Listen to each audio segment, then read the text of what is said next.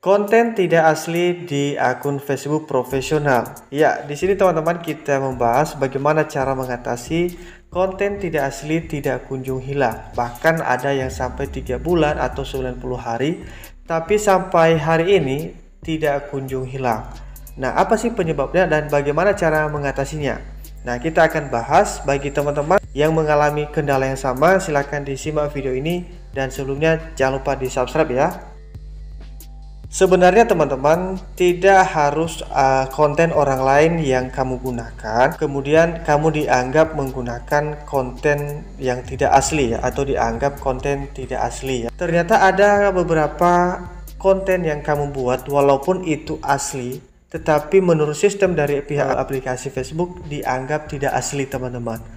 Nah, seperti contoh di video ini, dan ini salah satu contoh bahwa video ini bisa tidak dianggap sebagai video asli teman-teman, atau konten asli. Kenapa? Karena dia tidak berpindah angle, atau sepertinya hampir tidak bergerak, atau tidak bisa dimonetisasi oleh aplikasi Facebook sendiri teman-teman. Dan ini wajib teman-teman hindari. Kemudian konten yang serupa seperti yang teman-teman lihat di sini, ini kan ada yang mirip ya teman-teman. Video terakhir ini, kemudian ada video sebelumnya yang hampir saja mirip, dan itu dianggap sebagai konten berulang.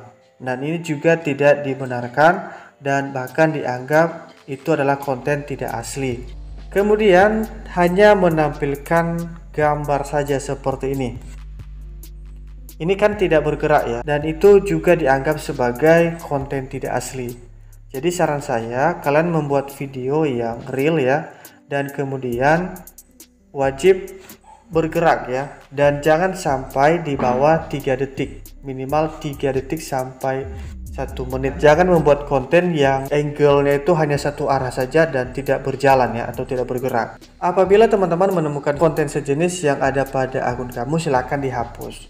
Itulah kenapa proses penghapusan atau menghilangkan konten tidak asli di akun kamu itu tidak bisa diproses, karena diganjal oleh beberapa video yang masih ada yang berpotensi itu dianggap konten tidak asli.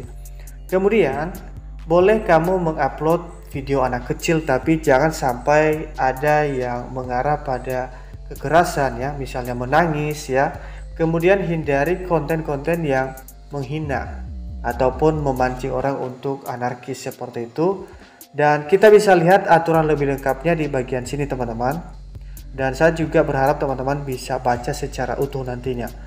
Di sini kita masuk pada bagian profil, kemudian masuk pada bagian monetisasi. Dan kemudian kita coba geser ke bawah. Di sini kan ada iklan in-stream teman-teman. Selanjutnya kita geser seperti ini, kemudian kita klik. Di sini ada kebijakan monetisasi konten. Kita klik seperti ini. Nah, ini dia yang wajib teman-teman ketahui ya. Nah, yang pertama di sini kan ada konten yang disajikan dalam format berikut tidak bisa dimonetisasi seperti video statis. Nah, ini sudah dijelaskan. Video statis ini konten yang berisi satu gambar statis dan sedikit atau tanpa gerakan. Kemudian polling gambar diam. Konten yang diposting hanya untuk meningkatkan interaksi dengan meminta orang menanggapi pertanyaan yang ditampilkan konten. Kemudian tayangan slide gambar. Konten yang utamanya menampilkan gambar-gambar diam yang diputar berurutan.